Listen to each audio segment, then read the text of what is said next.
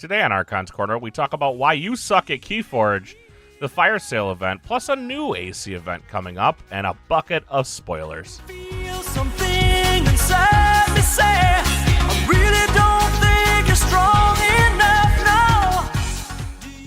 If you like the show, consider supporting us on Patreon, patreon.com/Archon's Corner.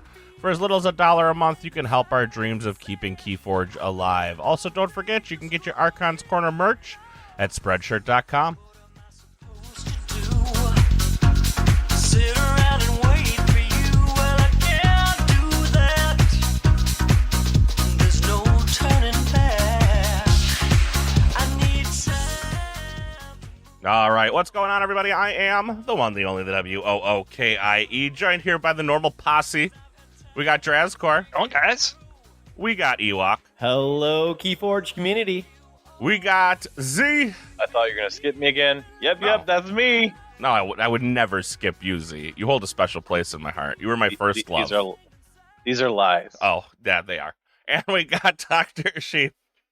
Yay. Yay for sheep. All right, we got so much to go over. We're going to just jump right into it today. We got our first Why I Suck at KeyForge, boys. No, this is why you suck at KeyForge. This isn't me. I didn't put this in. Well, that's no fun. This is, I mean, he did put his name in there, or he or she, I suppose. It's M. Flava sent this in via email. So thank you to M. Flava for sending it in. He says, I may suck for more reasons than just this, but the Fire Sale tourney has shown me I can't pick a deck that's good for the meta for show. Check my record for verification. Good lesson for me, though. Well, I'm going to join him because I have won one of my 3 matches. You just got to be like me and not actually pick a deck and just have Z spin the wheel for you. Or hashtag draw better. I was like 9th pick. I had good choices. You did. And my deck just can't keep up with the high pace shenanigans. Z, what was his record? Overall record right now, I don't know if he has any more games to play. I don't think he does. Oh, he probably does. He has to have more. His overall record is 0 for 11. 0-5 in practice, pre-game, pre-event, and so far 0-6 in the round robin with 0-3 matches. So it's very hard to get lower than that. And he had pick in the draft. Woo! So there were definitely choices. It's the when you're playing against all decks that are this hot, it's crazy. Although I get to play Lokakar next, and apparently his deck is not doing very hot either. I am 3-1, 4-1. I've lost 1. I don't remember how many weeks we've been going around, but I got to play the top seed in our class this week, so I'm not looking forward to that. So I'm going to end up 2-2 with a pretty poor deck. So get good, sheep. Can't do it. Fire sale event, because we got so much to go over. We're going to go over this really quickly. Fire sale event. Z, talk to us about the fire sale event. All right, the fire sale event is getting close to wrapping up. We are in its final week. So I'm going to do a full kind of recap episode, talk about data. It'll be its own thing coming up, so look for that. It'll be its own release. But I wanted to highlight some people before it's all finalized. In Group A, we have Magnum Miles at 4-0.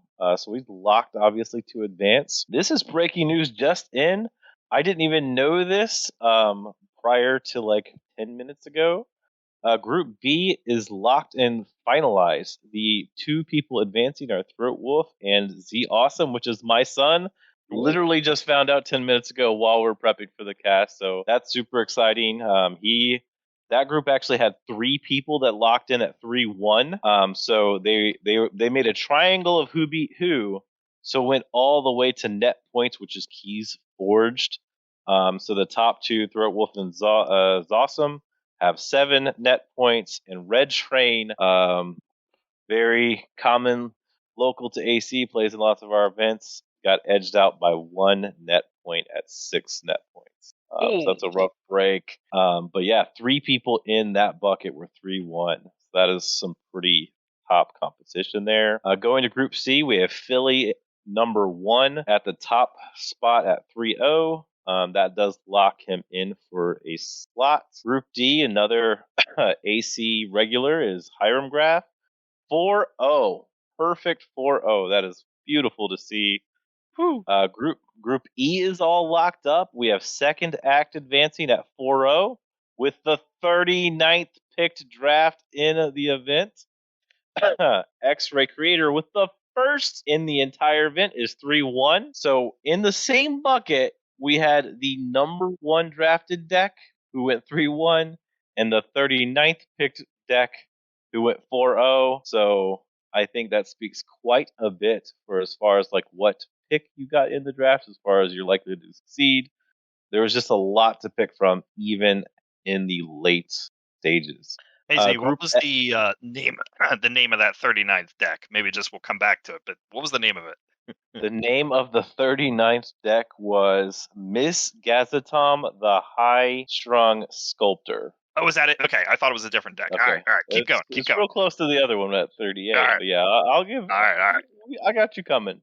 Mm-hmm. And then in Group F, there are 2 people that are 3-1 and 1 at 2-2. It doesn't look like it's locked up at the moment, but the 2 people 3-1 are advancing for sure. Challenge is just to do the math in advance before the match-ins. So Gorlami and D-House will both advance. Group G is Boston Beavers going to advance at a solid 3-0.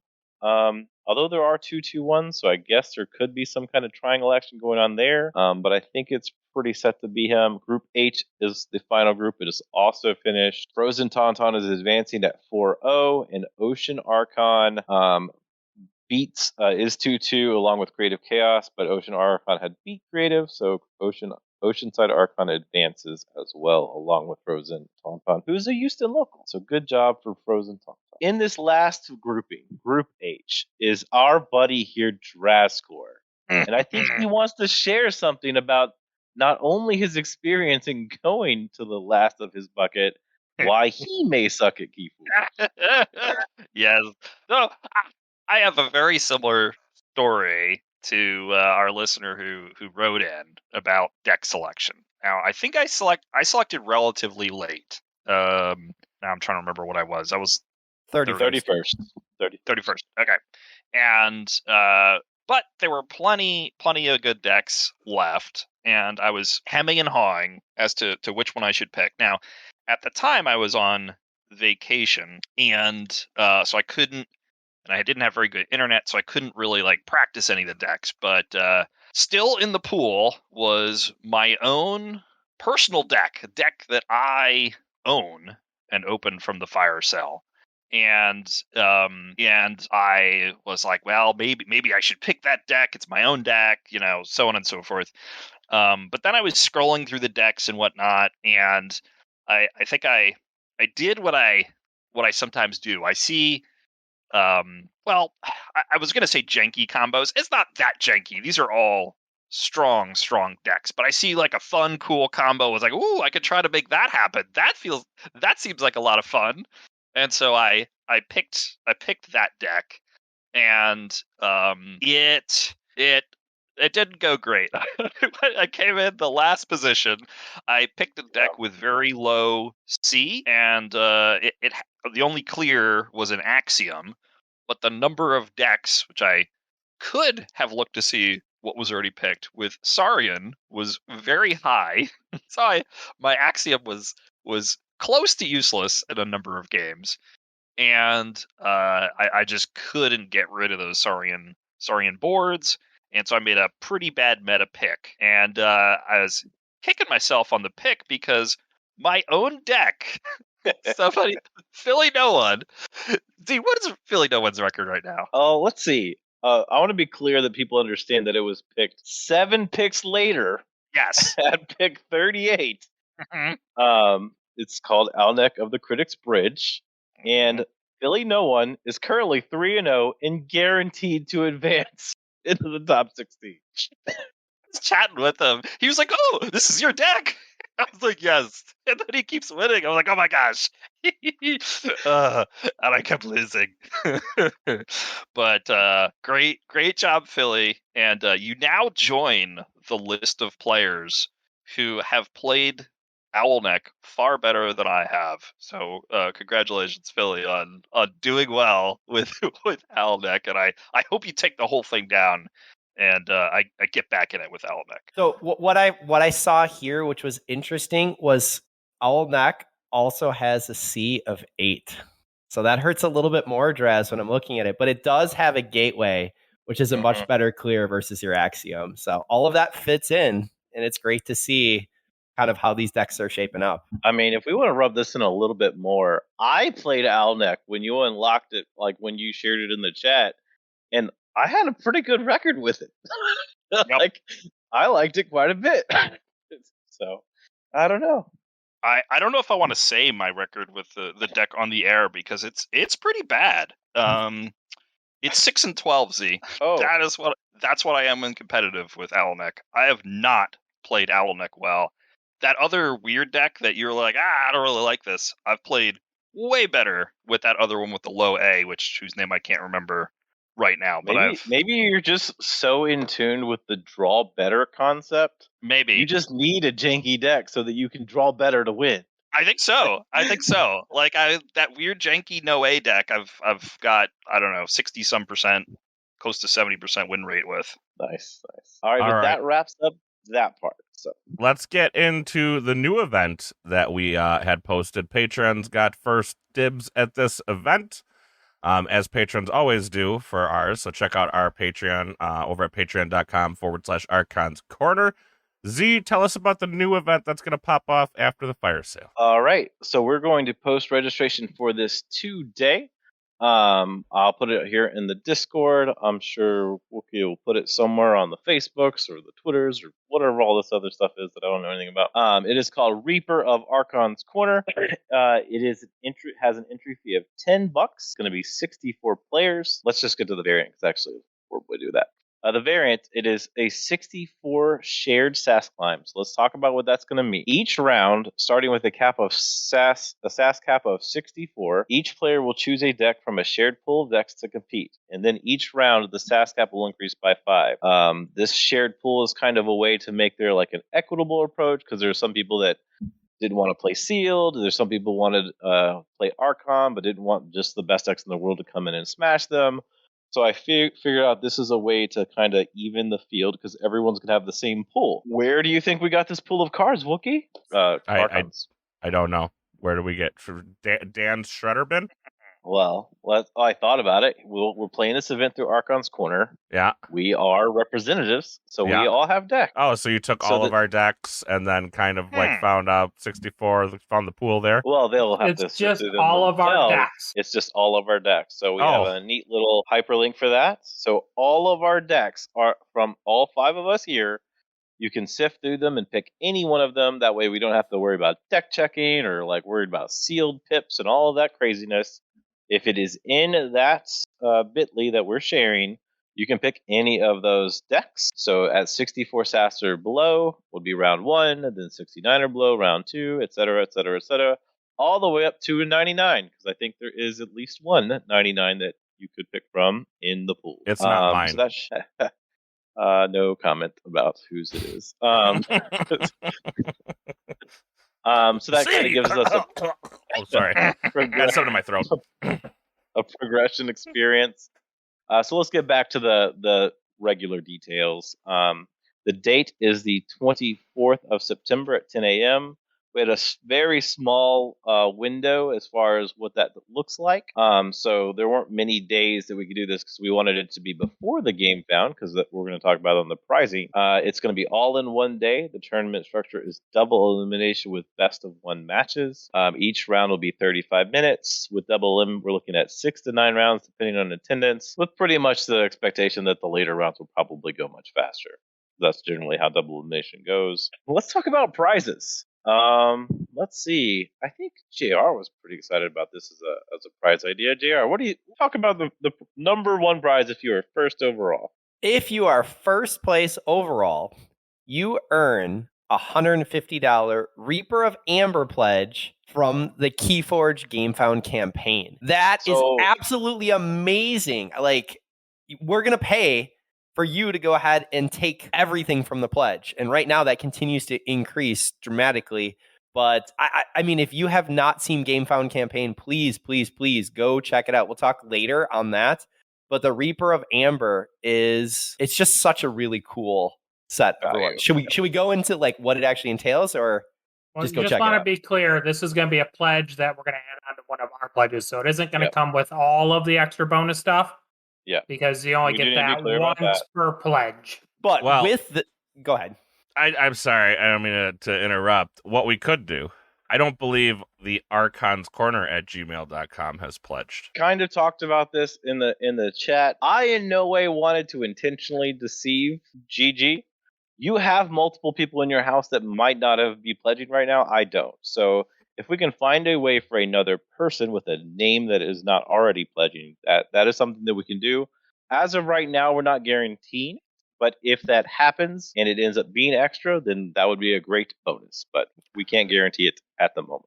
Maybe Yeah, just put I on can the- shoot an email to Sir Peterson and see what his ideas are. Ewok, what you got? So the main piece that I want to get at is we're going to be paying that 150, and whoever walks away as the winner, they're going to get their 2 Winds of Exchange mat. They're going to go ahead and get 12 Winds of Exchange decks and the named deck and mat that goes with it. And so you will get a chance to pick what you want with, here's the key. So Z, what is going to go on there? Because we have a special name for this event, and that's why we can make sure that it gets in before the campaign finishes. Yes, exactly. Because this is going to be the Reapons of Archon's Corner. So you are going to be the 2022 Archon's Corner champion.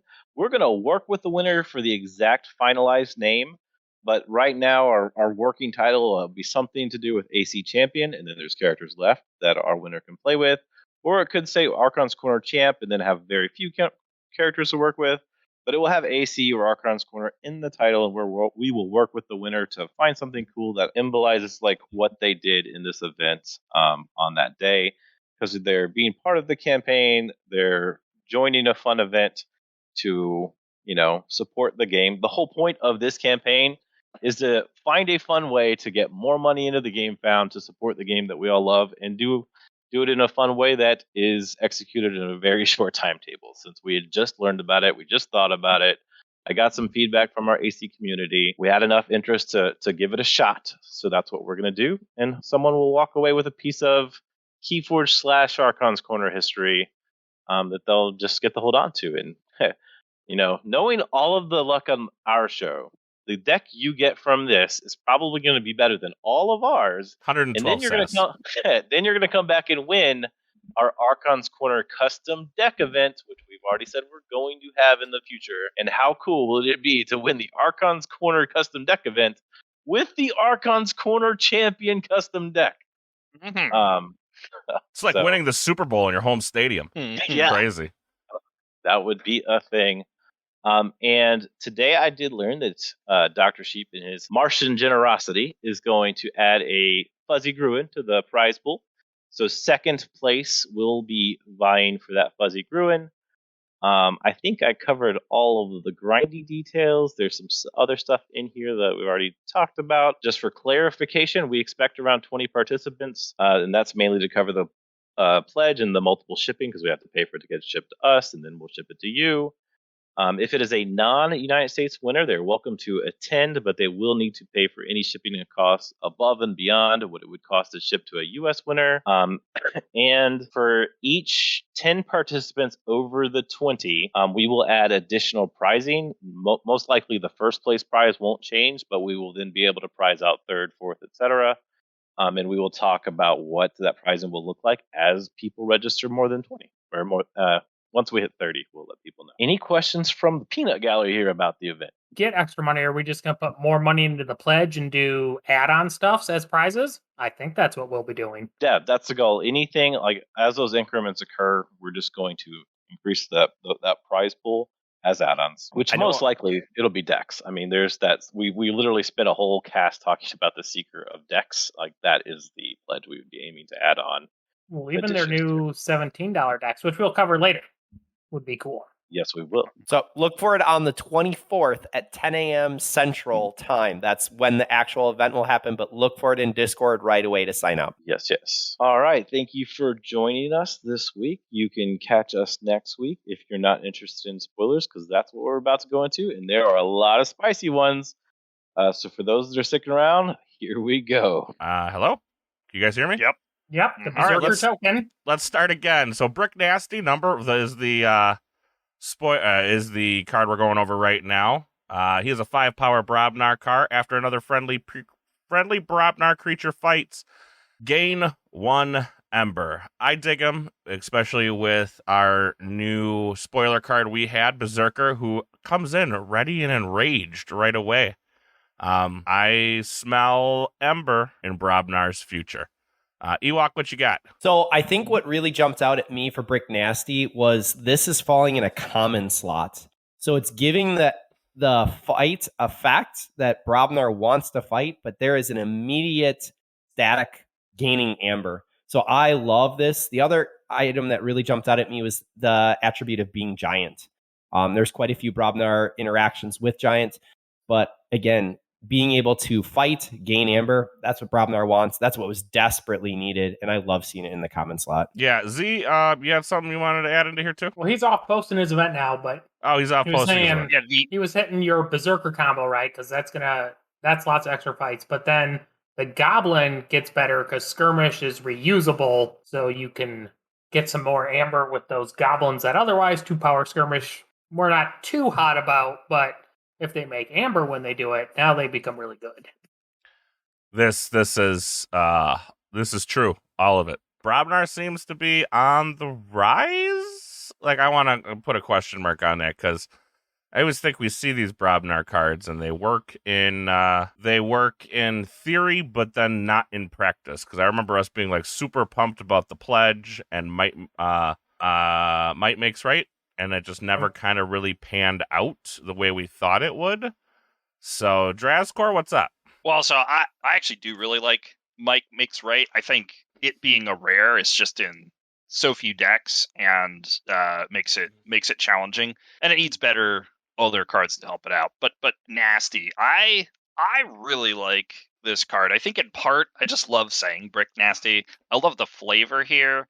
He's the singer for the for the Brobnar Bad Bracken, and I just having seen other members of the band in AOA and seeing I don't know what piano, the keyboard player on the box of Brobnar, and then not seeing it in Worlds Collide.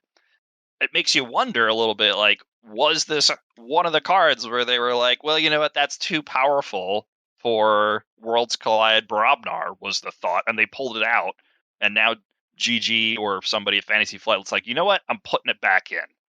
I don't know. What do you guys think? The idea that they pulled cards out of a set, to me, I don't know. I don't know if FFG had the foresight really to do as such. Well, we heard a rumor for sure that somebody thought Worlds Collide Brobnar originally was too strong, and they pulled the keyboardist that's on the box out of the set. And I wonder if this was part of the similar thing.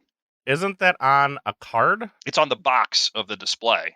Right. No, it's not on an action card, too? No, that art is nowhere. And I don't know if it was just rumor or somebody actually knew something who said that. But I don't know. It makes me wonder these. I really like this power, right? It's like a war song. This guy comes in and he just makes all your Brobnar better. And, Unsealed, now suddenly you're worried because this guy's at common. Hey, they've got a big Brobnar board.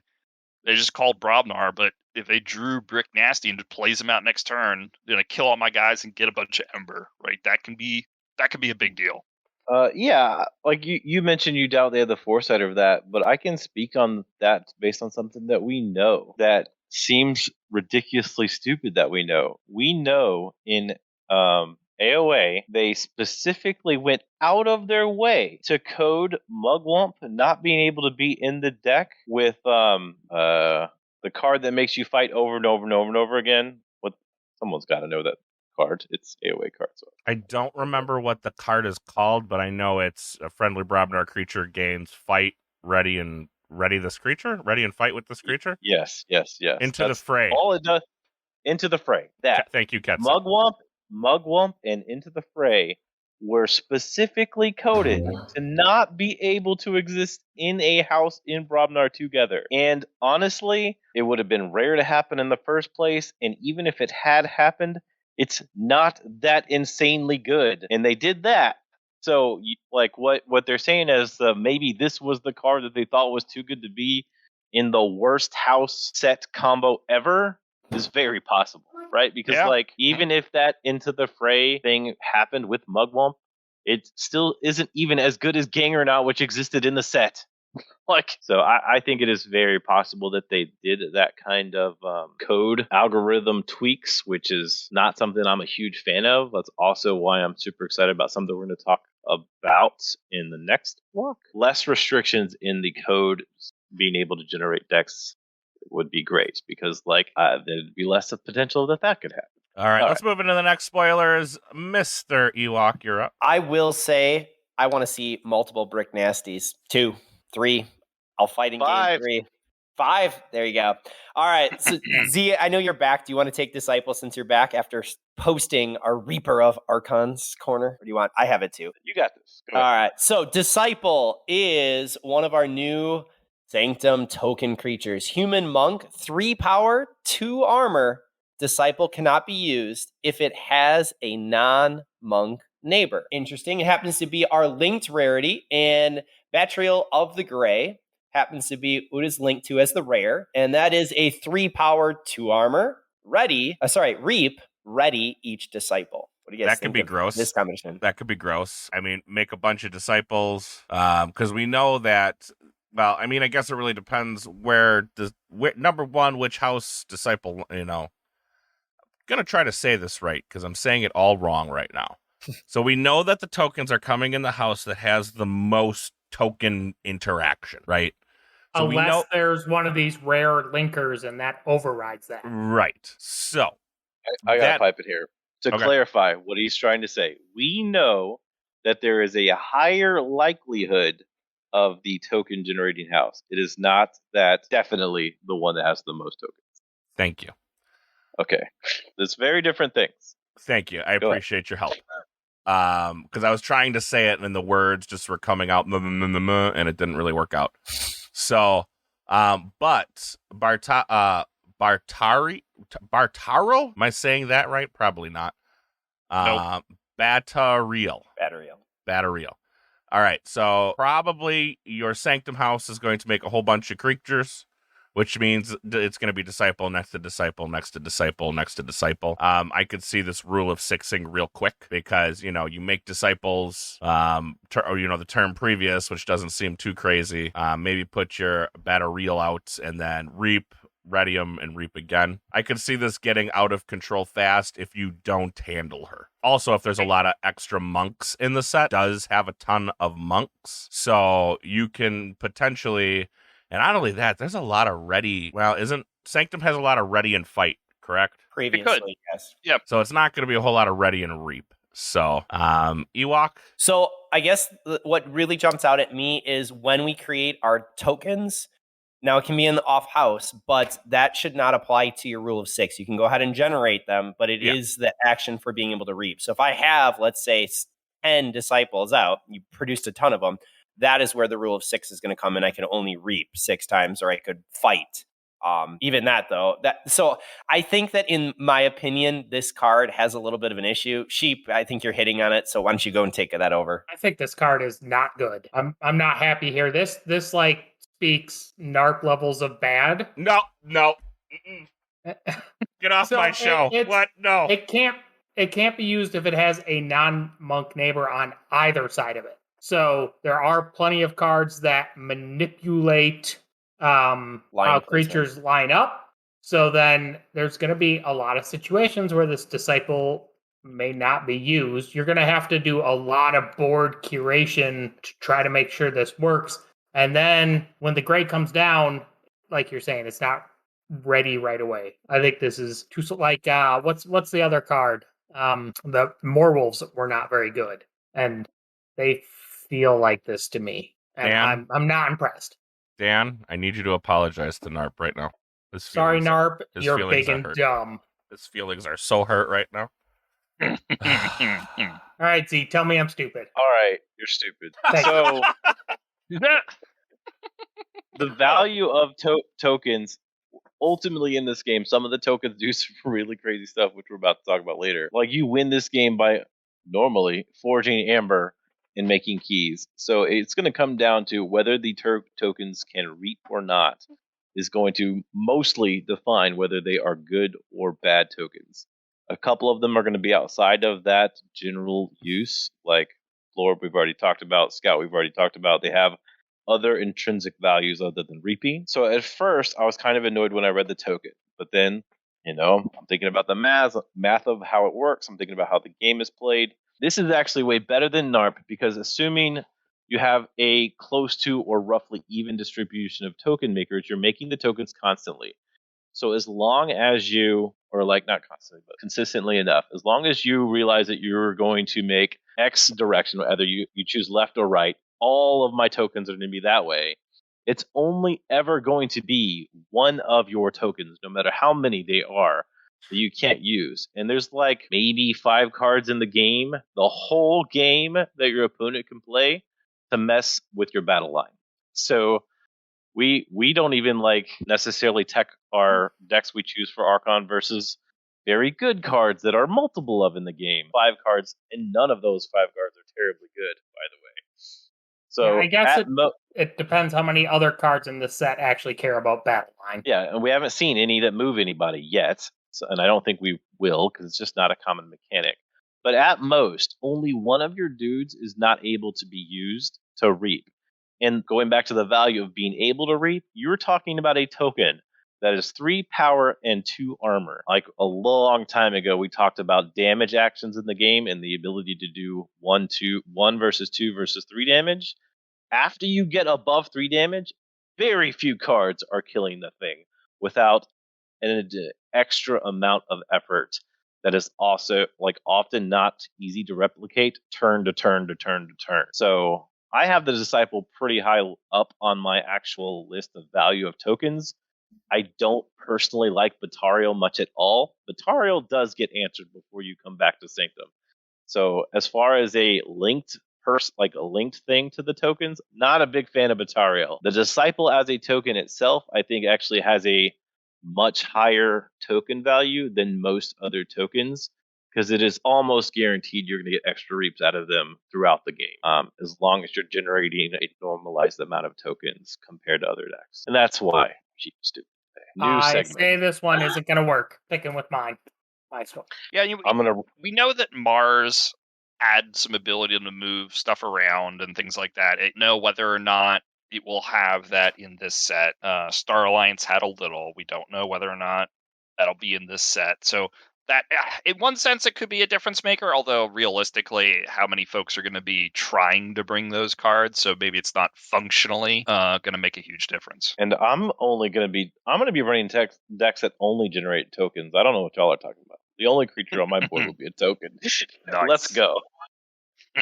So what about also, you got to remember battle lines. This will kind of act as a taunt. If I put a Disciple on one side, put a creature I don't want dead in the middle, and then put another creature on the other, put a monk on one side, or Disciple, put a creature I don't want dead on the left of him, and then on the right of him, put another Disciple. You might not want to kill my middle creature, huh? Because now my Disciples are going to run wild. Like Hulk Hogan and Hulkamania, they're going to run wild on you, reaping for 6. Maybe. Thinking about this, it really does depend on token number of generation, because if your deck is only making a half a dozen tokens throughout a cycle, this card ends up more in the Zixi Harvester line, where I'm just like, okay, I can ignore him because he has a crappy neighbor. So it will really depend. If you can make a ton of Disciples, Z's probably right. You just line them all up to the left and they do their thing. But if you're only making a few, I think Disciple is going to be really bad. Didn't we see a Sanctum card that like doubles the amount of creature tokens you have out or something as to that? That's only if your token is Knight. Oh, only for tokens Knight. Okay. All right, let's keep moving. Is Z taking the next one? Is that how we're working that out? I got it up. Okay. All right. So What I really like for Ghost Galaxy is that they send out these different spoilers to all of our content creators. So the next one comes from our special rare and linked rarity coming from Fire Chicken Reviews. So it's really cool to see all of the different content creators getting something. But this is training costs. So this is an action. It is the rare card from Saurian. And it says you cannot choose to discard training costs from your hand. Play, lose 2 Aember. If you do not, shuffle training costs into your deck. You're like, okay, I got that. What is linked to this? And the linked rarity is our token creature, Bellatoran Warrior. And this is a 5 power, 2 armor, dinosaur soldier token creature. What are your thoughts on this, boys? I would have liked to see him. I mean, yeah, he's a big body that's probably going to reap at some point. I would have liked to see him have taunt to make. I mean, maybe not. That made it really good. Taunt would make him overpowered or not. Yes. I think it would. So in theory, you could do sort of the same math that same train of thought that Z was doing on the 3 power 2 armor situation we just talked about. Now this is bigger, 5 power 2 armor. So, but there's a cost of losing 2 Ember to play this, plus the cost of you can't discard it out of your hand. The training cost. So it can be awkward where you feel like you're kind of forced to lose 2 Ember. In order to not have a permanent chain in your hand. So the question is losing 2 Ember worth the extra 2 power to have this extra big body that doesn't have the constraint of, hey, it's got to be next to a similar traded creature? Are you going to get an extra 2 reaps throughout the game out of the Belgian Warrior versus the Disciple? I don't know. What do you guys think? Hands down, yes. I think at 5 power 2, we were talking earlier about what can actually remove it. I see 1 training cost as the rare, and I'm going to have multiple tokens. So yes, I'm going to go ahead and get at least 2 reaps. Now, what's interesting is you just position at the very end in comparison to the other tokens. And I think that's the bigger question. But right now, I definitely see training costs. I will lose the 2 Aember because I'm going to get at least 2 reaps out of it while it's in my deck, 1 cycle through. Just going to raise my hand. Have 2 Ember. Do I still get to play training costs? It says, play, lose 2. If you do not, shuffle training costs into your deck. I think if you don't have the Amber, it just goes in the discard. It says shuffled into your deck. Yeah. So it tells you what to do. So if you have 1 Ember, you lose the Ember and it'll come back to you, right? If you have 0 Ember and you try playing this, it'll get shuffled back into your deck for later. 2 or more, it'll actually come onto the board. So no, it goes in the discard because it's an action. It is an action. Yeah. It falls into do as much as you can, right? Right. Lose 2. Yep. I can't do that. If I do, it shuffles back into my deck. So could proper timing... I mean, this card may be reworded. We've seen them rewording cards lately, obviously, for reasons. If I play it and I don't, does it not get shuffled back into my deck? Does it go to my discard? I think this card's going to end up being reworded.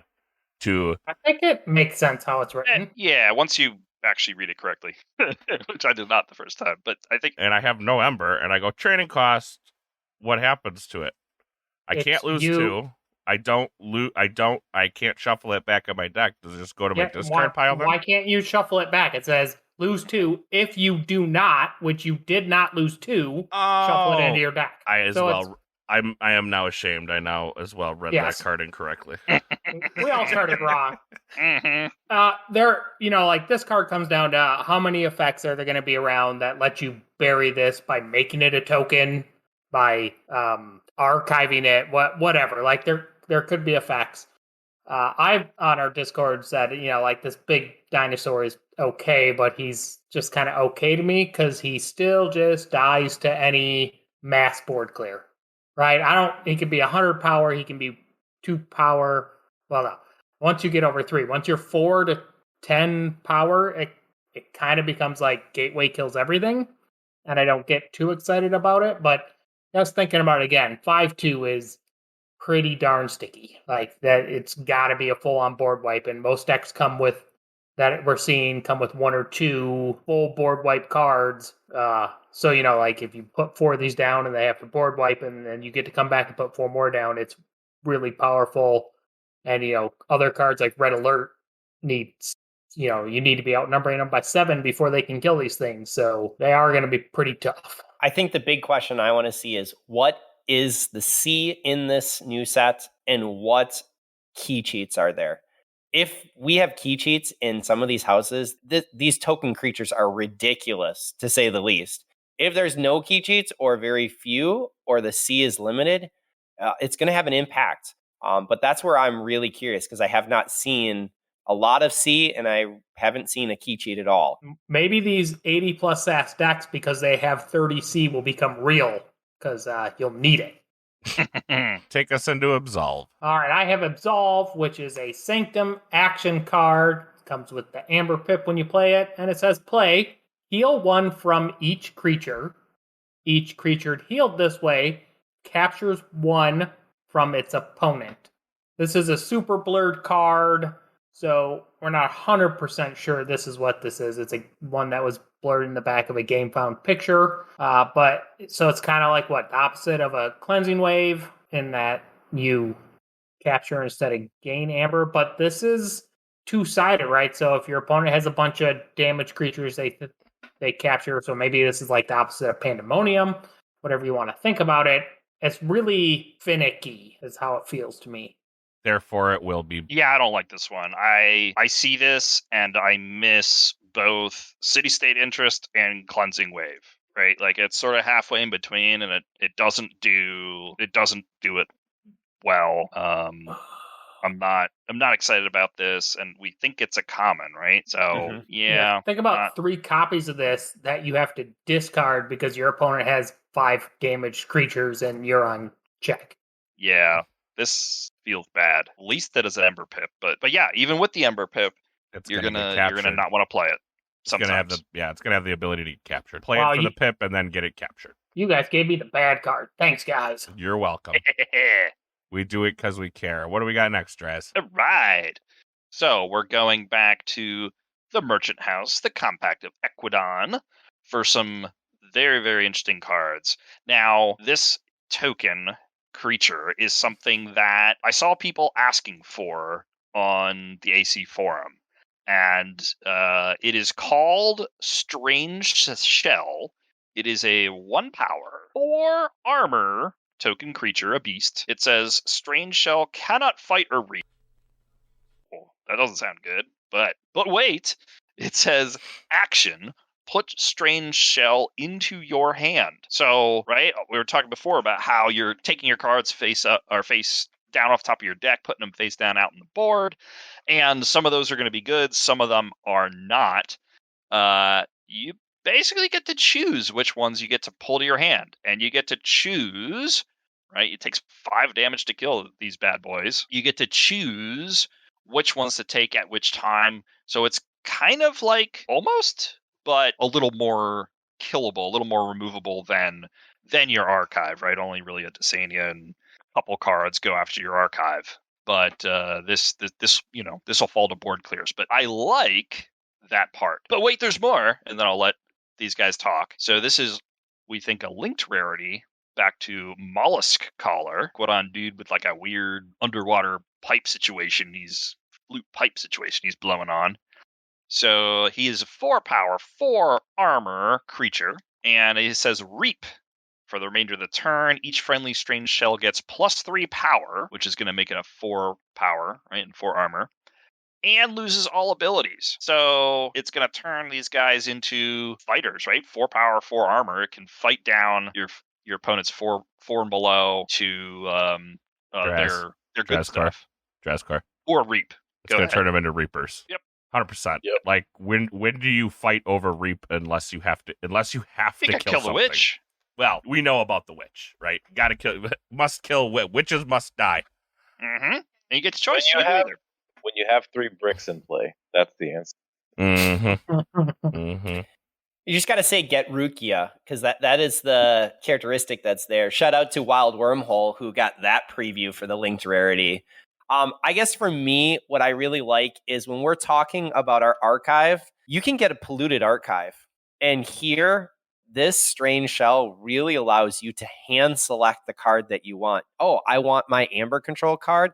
I can do that. Now, the restriction is I have to go in to this house in order to be able to action it. So I do like that contrast, and I like that they put it as you cannot fight or reap. So if we're spamming out a lot of these tokens, this cannot go and fight or reap, but it has such a huge upside with being able to pull the right card at the right time or that next house that you're going into for the next turn.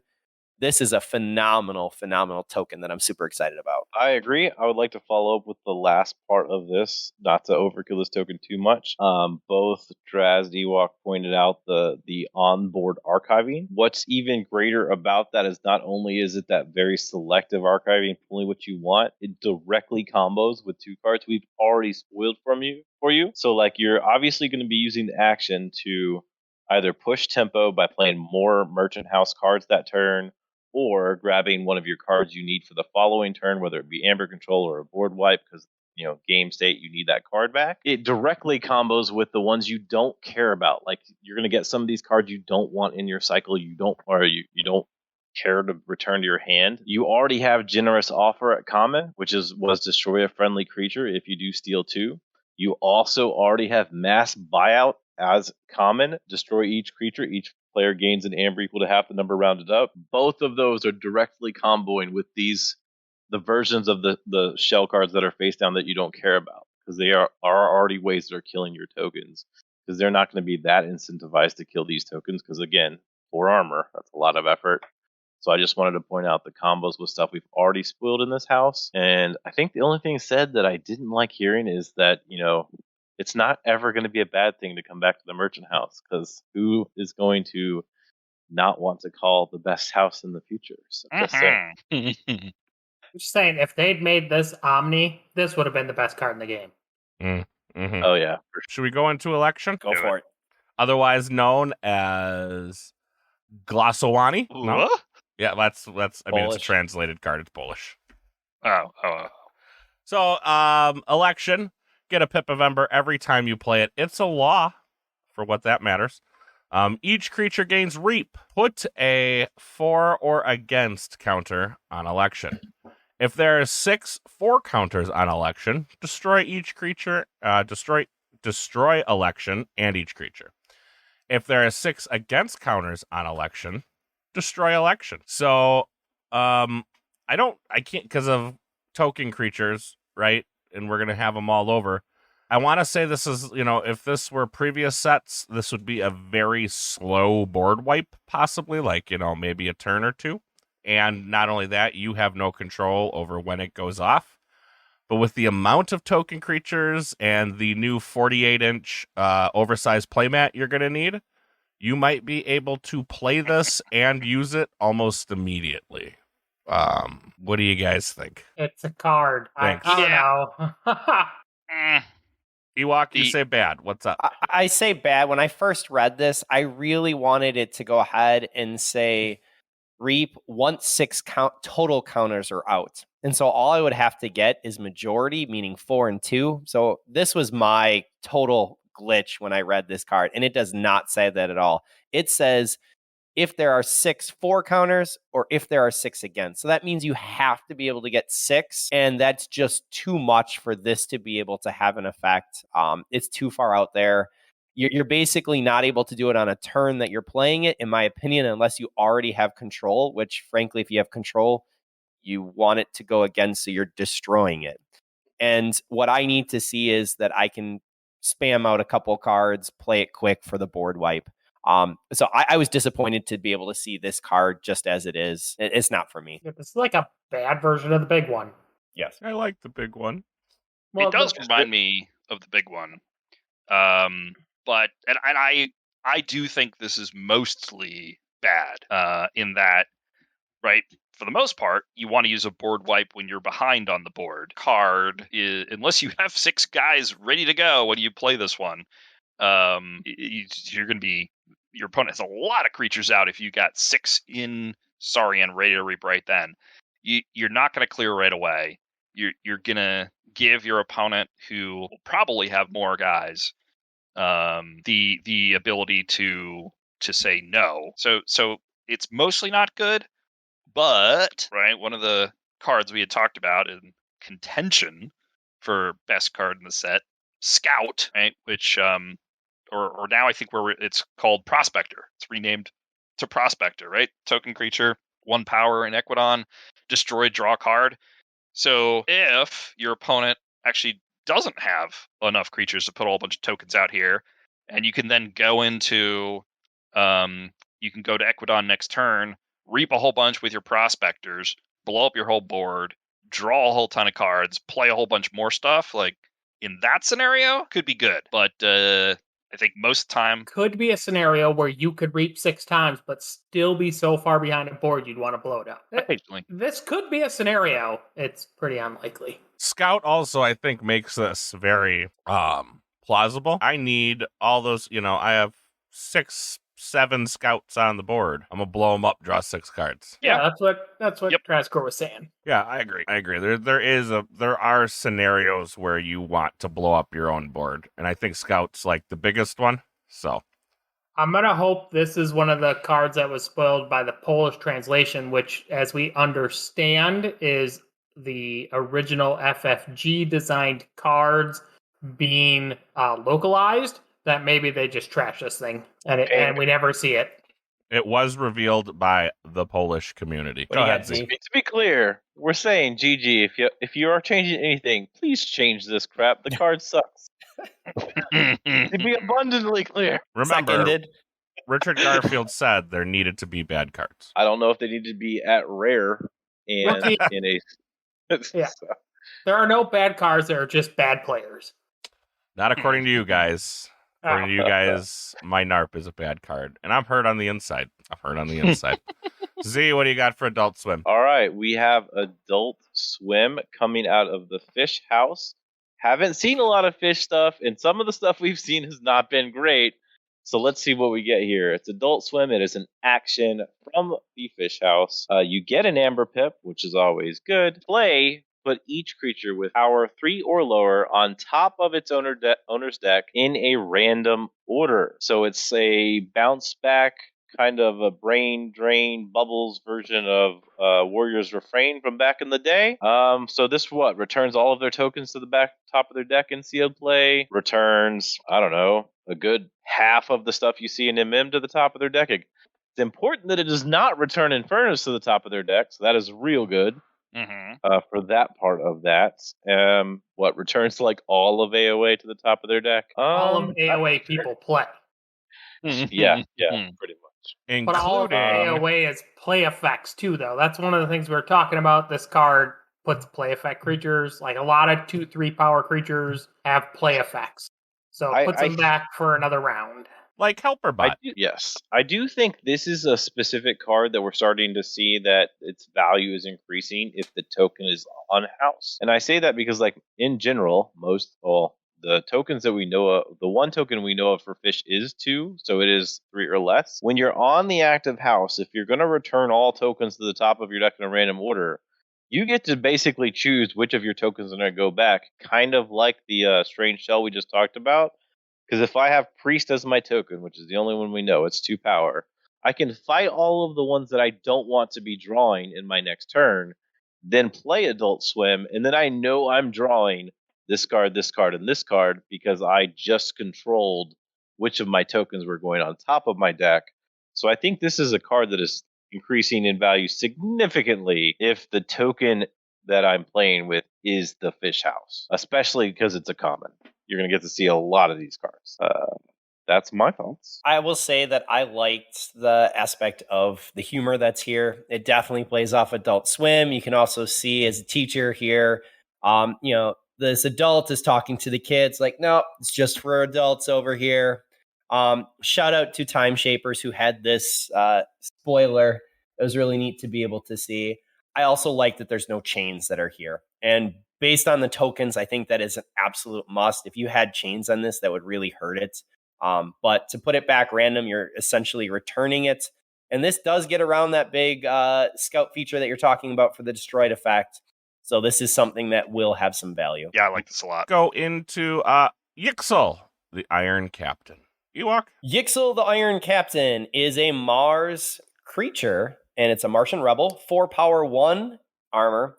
Play, each friendly rebel creature captures 2 amber. Yes. Okay, there is a rebel token, so Because- it meets up with him, and then we notice that Borka Rick is a rebel. This guy is a rebel. The Iranzi whatever rebel. There are a lot of rebels. Apparently, all the Mars guys with red on their armor are going to be rebels. So this could capture a lot. I It think is the on main play. I think the main it's on play. So I think the main point here is it is going to be able to slow people down. Now, 1 power rebel probably gonna die. We don't know Irix rebel, don't know his power, but I'm assuming it's in that 2 to 3 range, so he's probably gonna die. Borka Rick's a 4. Good shot, he's gonna die. 4 is kind of that 4 and up, we say, might have the chance to survive, but there's a lot of Brobnar ability in this set so far that we've seen, so he probably dies. But it will, if you need the turn, it's gonna slow him down. I think it's gonna be okay. Yeah, Go I ahead, think Ewok. I think it's going to depend what else is in your deck. You can with this capture a lot, right? And if you do have rebels, the rebel token's not great. We said it's only 1 power, but there is depending if there's like good scaling Ember control of some sort in this set, right? Either Ember destroying or stealing even, right? We know there's some of those scenarios, right? Especially in Coda where you capture a whole bunch and then you kill off your own Drumble with the poison wave, and then you do TMTP and you steal 1 million, right? So will this set be able to generate those sorts of combos? Like, even if I could just do 1 damage to a whole bunch of my rebel tokens, right? I could get that off in theory. There's a lot of ifs in what I just said, and you got to get very specific cards. But if it does exist, I'll probably chase around a deck that does it just to do it, even if it's not a great deck, because So what I like is this is not classic bad Mars. There was a lot of good Mars cards, but required your Mars creatures to be ready to be useful. Mm-hmm. And this one doesn't require ready rebels. Like, if this said each friendly ready rebel, this card would be like, put it in the shredder bin straight away. But they didn't make it classic bad Mars, so that's good. That, like you're saying, this could be true, like, scaling Amber level control. The 2/2 Sanctum guy who captures 2 is a good card. Charette is a good card. This is real Amber control, at least for stall. He at least captures 2 on himself, for what This it's is worth. true too. Mm-hmm. So yeah, I mean, this guy's, I think bare he's minimum okay. captures 2. So he's gonna be all right. I think his dependency is gonna be on how many rebels are in your deck. All right, up next is Sheep. Genetic Blast. Yeah. What do you got? So I got Genetic Blast, which is the other card spoiled by Team Covenant. This is also Mars. It's an action card, has the Amber Pip, and says deal 2 damage to a creature and each other creature with the same name as that creature. And I really like the text on this one. It says, got him right in the chromosomes. I don't know. I just like that one. So it's 2 damage with 2 damage to everything else with the same name. So this is in line with the Harvest Time, but that's trait based. Like, people call this the Token Destroyer. Although most of the tokens we talked about today just giggle at this card. Doesn't even get through their armor.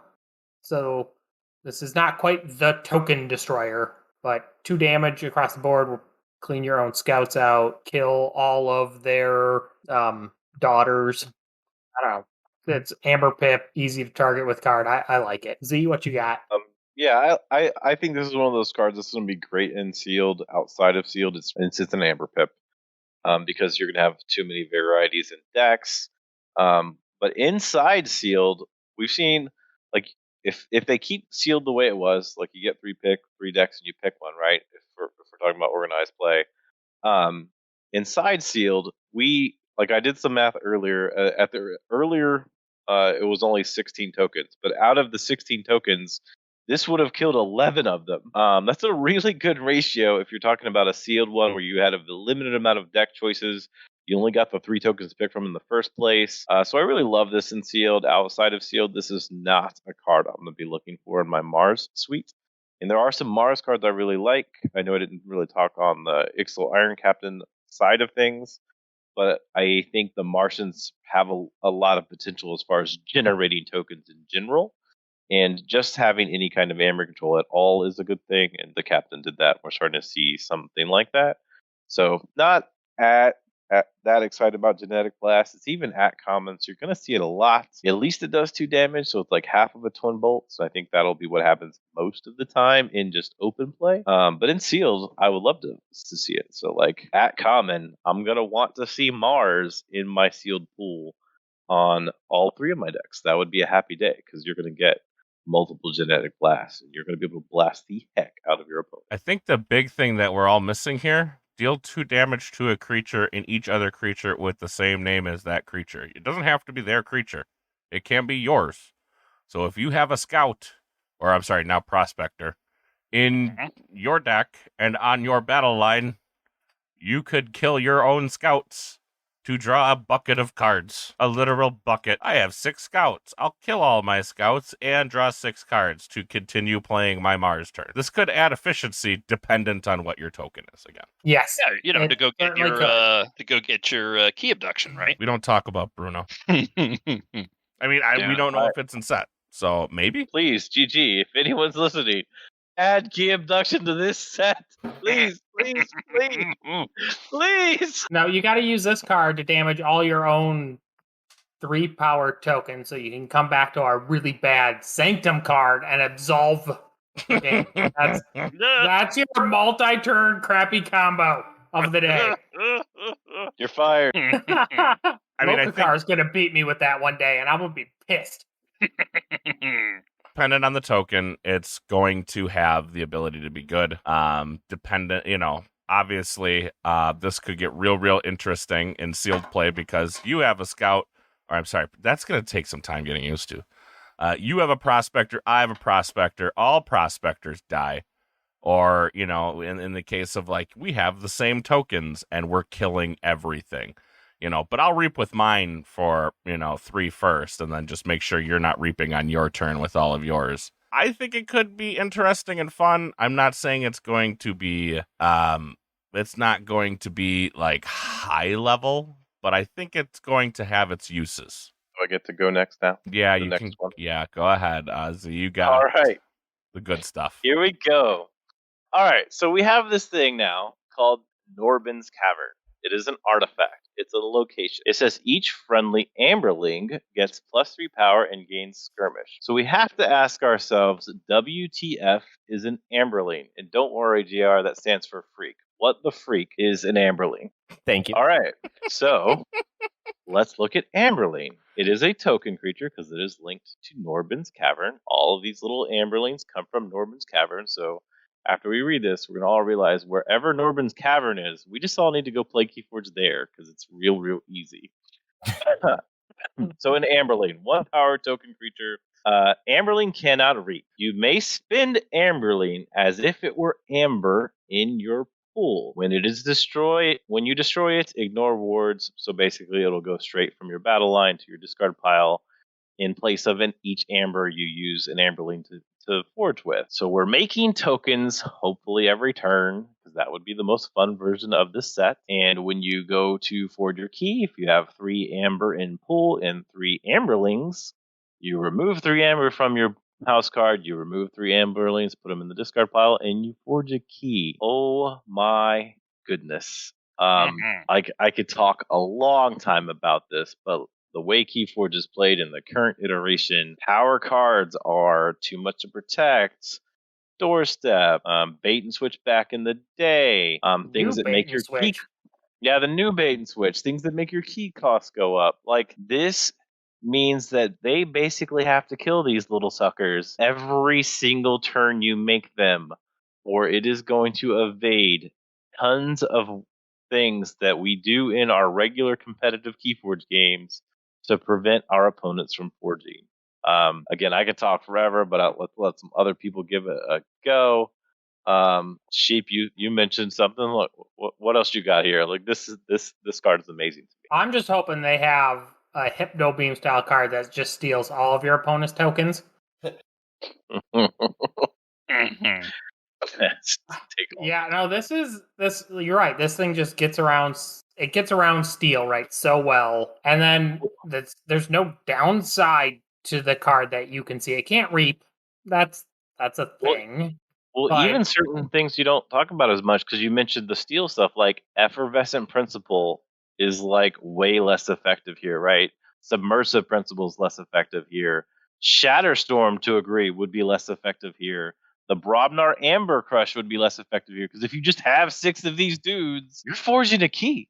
Like it's like they have to address the board all the time, especially if they're all 4 power. Like if you get the artifact out, all of your Amberlings are 4 power. I really don't know what you do to stop this. So like, I don't know. Yeah, how is Norbran's Cavern like a super power up for these things, which were already crazy good, and then like the dinosaurs, which are okay, get this really big negative. Like again, it's clear somewhere in playtesting they think big power is worth a lot. This card just brings us back to what we're talking about. The Kerwallop meta is coming, folks.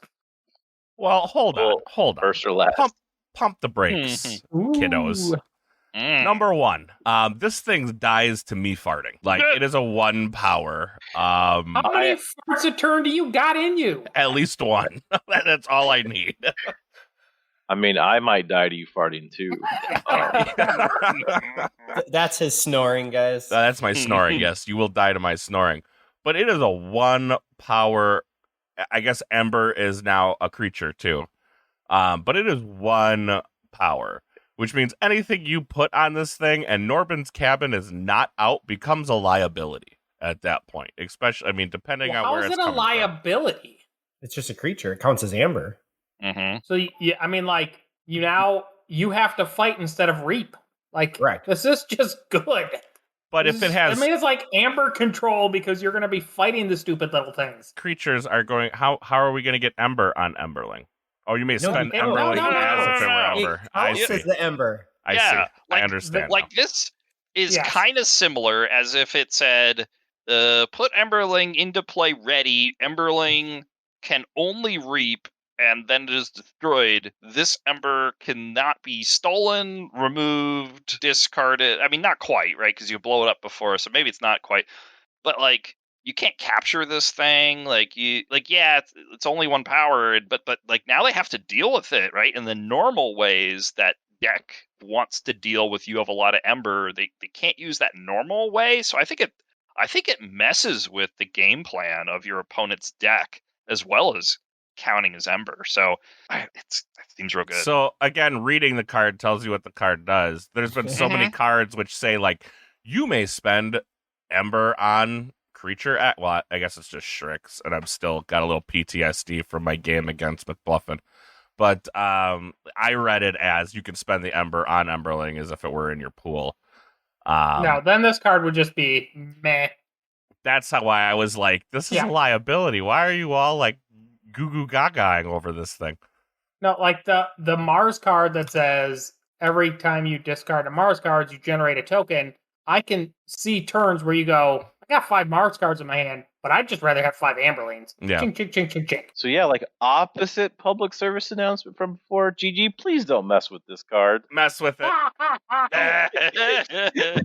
It is perfect as it is. I would love to see this in play.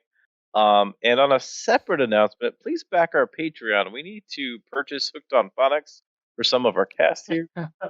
I know how to read. It's just the interpretation to read that I actually have to actually read instead of, deciding to be like, oh, this is just like a Senator Shrix. In that case, we need to hire a tutor, so we need a lot more Patreon dollars. Weird. We have 2 teachers in the show and still have not taught me how to read properly. Thanks, guys. Shows you care. It shows how deeply in trouble you are. Yeah. This is why mean, I don't read. For me, if we're going to change anything, I actually think that it has to be hit on the rare card for Norburn's Cavern, giving the +3 power. Go ahead and stop keep the talking. skirmish, but that's the piece. Like, I want to actually see Amberlings, but I want to see them at 1, and I just want them at 1. I think getting to 4 actually makes it that much worse. I like the concept, but your C is now your Amber control, guys. So bring C. C is high C, those 20, 30 plus C decks that you were talking about, Sheep, earlier. That's apparently what the meta is. I prefer my high C with Fruit Punch, not orange. Crypto Cooler's the best, but Genetic Blast is now a good card with this card running around, huh? That sure is. It's definitely got better. This is a card where I'm actually going like, did this get play tested properly? Because I don't know. I mean, that would be, it's interesting. We just don't have a feel for how many tokens are really going to generate in the game. We don't know enough to say. We have not seen nearly enough cards in this set. But just thinking about how this plays in other sets, and for the most part, I don't care. It's 1 power. If I can make 4 or 5 of them a turn, I don't care that they're 1 power. That's just a lot of little 1 power creatures to deal with. Like Babbling Bibliophile is a 1 power creature, and if he lives, he wrecks space. Or Duskwitch, which is a 1 power creature, and sometimes you can't kill that. So there's going to be times you cannot kill Amberlings. But there's going to be turn 1 games where you're going to generate 6 tokens and they're Amberlings, and your opponent's going to be like, I play some creature. Awesome. I'm going to play some creature and be like, all right, I forged my first key and now I play my next turn. Ha-ha! Well, I think that we're under the hypothesis that we're playing multiple token creatures each turn, and that's why I want to see it as well.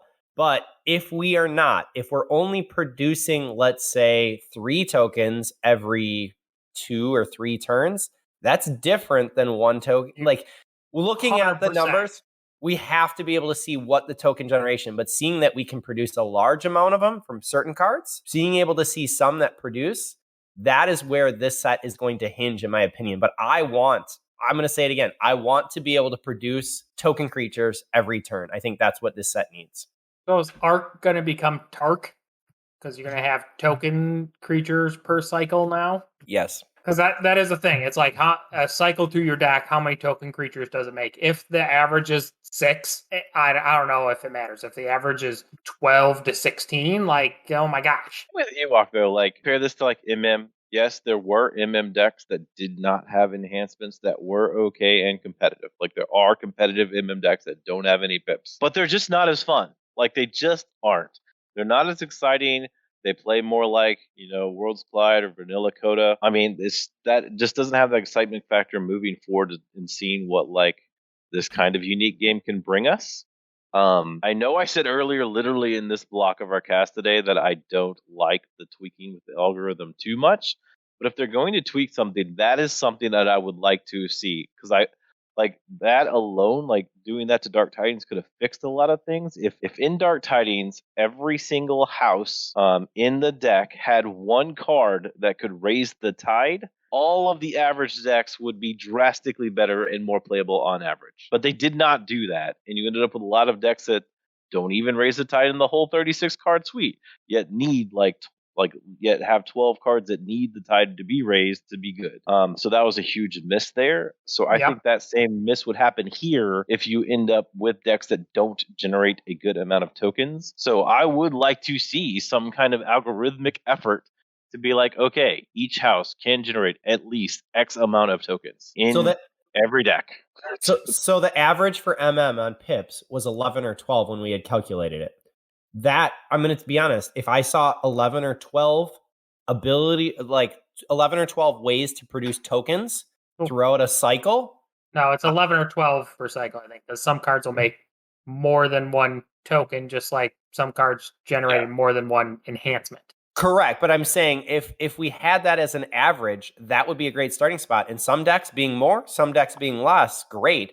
But 11 or 12, honestly, I would like to see if I can go ahead and put that many token creatures out. Seeing a vast majority of them right now. And that would be super fun. Like, if they edited the algorithm so each house had at least 2 cards in it that created tokens, it would generate the number you're saying right now. based on the cards we've already seen. Like, that is something that I think would be hugely beneficial for just the set in general. It should be more playable because that's the more mechanic behind what's going on with everything we're seeing. But it should, like, more importantly to me, it would just be more fun.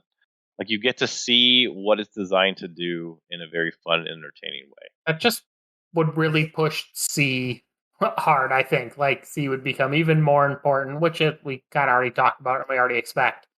But yeah, if the variation is from generating 2 tokens to 25 tokens and the average ends up in that 6 range, it could be a sad set. The average is anywhere close to generating only 6 tokens per cycle of 36 cards. That's going to be rough.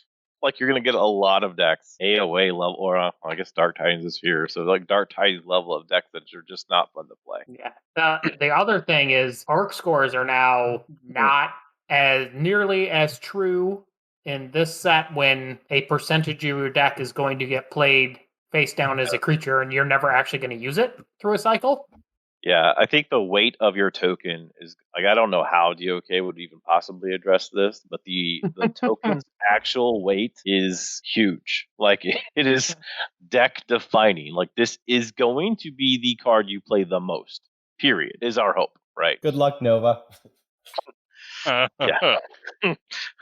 She's like, I'm out. Peace. Just heard burger token scores coming back. Yeah. Figure it out. Like, goodbye and thanks for all the fish. All right. With that being said, I think we're going to cut part 1 here. Listen and look out for part 2 if you're in the live chat. Stick around. We're going to go over part 2, but part 1 we're going to cut here just due to, this is going to be a huge episode. We're going to cut it into 2. So it will be out later this week. I will allow, I'll put it out first for patrons like we normally do with content that we kind of, quote unquote hold.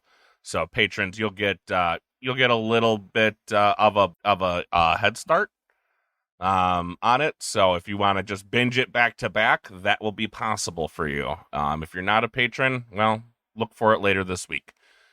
With that being said, Sheep says he needs to go to the John and get some drinks.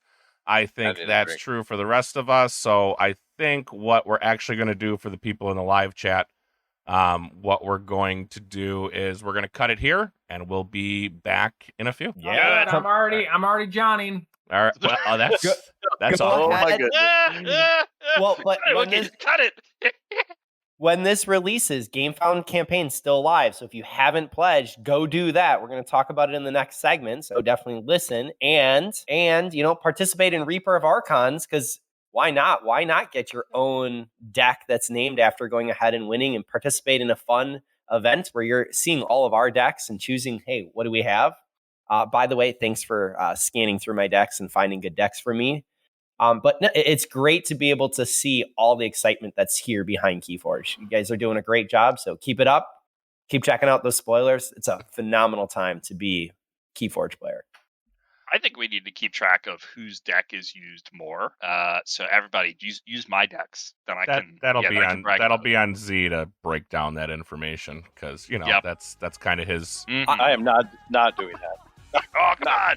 I will say that you can just reach out to me with Patreon dollars, and I will, tell you the decks that I've already found in that lower tier, because I'm actually someone who plays the lower decks. So we'll just put that at a higher tier for, our Patreon backers. How about don't forget to support our $100 Don't Make Fun of X-Ray tier. Ooh, there you go. Yeah. Wait, what? Yeah, it's a hidden tier. It's like the secret menu. Oh. Yeah. But we'll be back in 5 minutes for everybody in the live chat. Thank you so much. And again, if you're a patron, this will be up pretty much as soon as I get it edited. Both episodes will come up. One will be live free. One will be exclusive to you until the next episode's up. So we'll be back shortly.